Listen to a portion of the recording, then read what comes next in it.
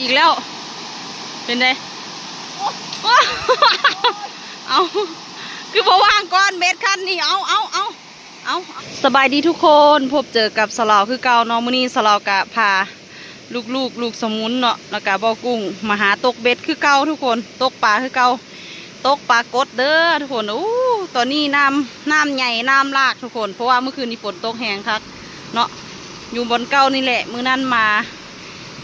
บ่ได้ปลามื้อนี้มาส่งหมานทุกคนส่งคืออยู่บ่กุ้งได้ปลาตกง่ายทุกคนเดี๋ยวสลอพาไปเบิ่งเนาะแล้วก็ติดตามไปเบิ่งเรื่อยๆมื้อนี้เฮาสิได้จักแต้มเนาะทุกคนอ่ะเบิ่งน้ำกันปาดลูกสมุนมาน้ำกัน2คนตื่มบ่กุ้งเป็น3เห็นน้อยๆยัง4หมานอยู่เด้อนั่นได้ปลา2โตแล้ว2แต้มแล้วเอามาใส่บ่เอาให้เบิ่งปลาน่ะหากก็มาหอดได้นี่ได้ซ้ำนี่มือนี้ส่งสิคืออยู่ทุกคนเดี๋ยวสลออัปเดตให้เบิ่งไปเรื่อยๆเนาะปาดน้อยๆสิกระเฮ็ดเป็นน้ำมูอยู่เด้นี่ ได้ตัวหนึ่งได้ผู้ละโตแล้วบ่กุ้งได้2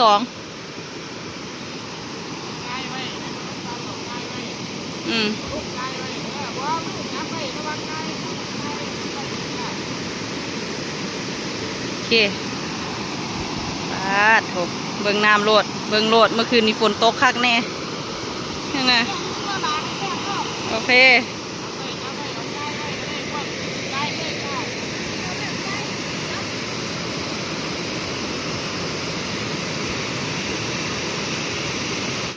ปาด3สหายเบ็ดคนละคันเบิ่งดูผู้ใดสิเก่งก็ไผมือนี่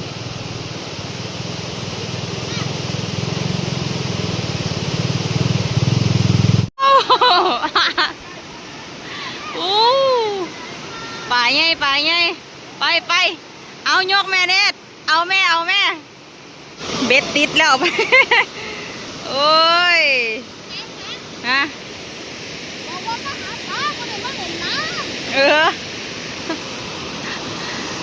ได้ลงแกะเอาแล้วลงกดเอาเลิกบ่บัดนี้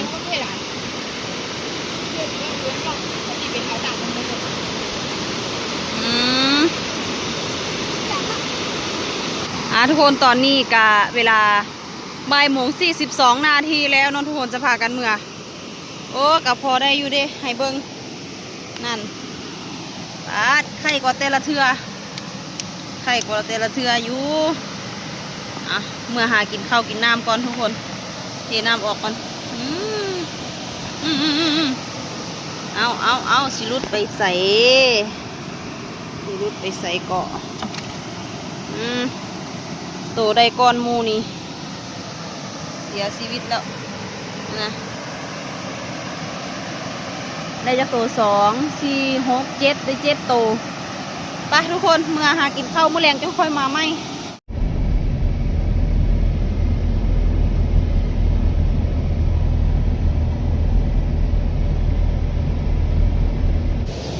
ทุกคนหลังจากที่เมื่อกินข้าวพาหลานเมื่อกินข้าวเที่ยงแล้วก็พากันออกมา2คนละ2คันเบ็ดเนาะเบิ่งคนละ2มาตกว่าสิไปบอนเก้าบานีมาเห็นฝ่ายน้ำล้นอยู่ข้างทางก็เลยพากันแวะลำห้วยตึงนี่แหละทุกคนเดี๋ยวสิให้เบิ่งได้ปลาอยู่เด้อ คุณนะหากมาหอดนี่ตัวใหญ่ได้คนละ2ตัวน้อยสลอได้ทั้งเบิดเลย บ่กุ้งได้ตัวเดียว เดี๋ยวสิไปเบิ่งเบ็ดก่อนปาดบัวหอดทุนตกอยู่นี่ละคันอยู่นี่ได้กาสิอยู่นี่สิบ่ไปไกลเนาะนั่นบอนสลาวปาดโถจากคนที่ตกเบ็ดบ่เป็นผัวพามาสู้มือหลายก็เลยตกเอาซะ เป็นหมู่ผัว เป็นหมู่บ่อกุ้งตอนนี้กะเวลา4:58เนาะปาดอันนี้เป้าหมายใหม่ของเฮาเนาะหมายใหม่ของเฮา ในการอยู่ทุกคน ขณะสลอตกเบ็ดบ่เป็นยังได้4-5ตัวแล้วเดี๋ยวติดตามเบิ่งกันต่อไปเดี๋ยวสลอขอตัวตกเบ็ดก่อนเสียดายบ่ได้เอาขากล้องมาทุกคนบ่ได้ตั้งกล้องให้ทุกคนเบิ่งให้ FC เบิ่งเนาะตอนนี้กะเวลา5:32 นาทีเนาะอยู่นี่กะบ่กินแล้วเนาะได้ซ้ำที่เห็นนั่นแหละได้สลอได้ตื่มตัวนึงเนาะไปเปลี่ยนบอลทุกคนเปลี่ยนเป้าหมายพายุยังได้ซ้ำนั้นอันที่ตกมือเศร้านี่กะให้ปูกับยาแกงกินแล้วเนาะแกงกินแรงนะอุปกรณ์ให้เบิ่งป่าอุ้ยซ้ำนี่ได้ซ้ำเก่านี่เลยได้ตื่มตัวนึงน้อยปะเดินหน้าลุยต่อจากสิเมื่อยย่ำใดเดี๋ยวค่อยอัปเดตให้เบิ่งอีกรอบนึงเด้อปะเดินทางไว้น้ำกันทุกคนมาหอดจุดหมายเก่าแล้วเนาะแมนเอาหน่อยละไปว่าปะนะโอ้ยเห็ดคือแท้เนาะนะเป้าหมายเก่าตัวปลา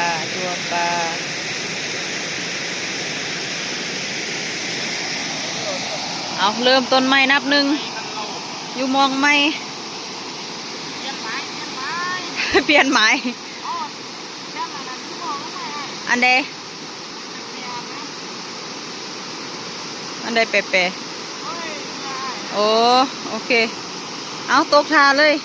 เดี๋ยวไปเอาเนื้อให้เบากุ้งก่อนเอาทุกคนเป็นจะใดเดียวสลอคอยอัปเดตให้เบิ่งอีกรอบนึงว่าอยู่นี่สิเป็นจังใดเนาะทุกคนเป้าหมายไม่ปาดโถได้แล้วเด้อตัวแรกแหกมันเอาแกให้แน่ปาเปลี่ยนไหมว่าท่านในพ่อ2 นาทีซ้ำคนน่ะปาดเดี๋ยวไปเบิ่งคันมุนก่อนไอ้แกใส่เลยทุกคนแต้ม2แต้มที่2บ่ฮอด10 นาทีป๊าดพูน่ะหน้ามูมันตัวใหญ่ก็มูละถึกบางหันแต้มแรกอันนี้แต้ม2เบิ่งคันเบ็ดสร้างล่างผู้หนึ่ง3 คันพูน่ะสิเอาทันบ่เนาะยกรุด2-3 เทื่อแล้วทุกคนเอ้ยเพราะว่ามันหลายคันพดเวลามันติดพร้อมกันนี้มันเอาบ่ทันเนาะนั่นม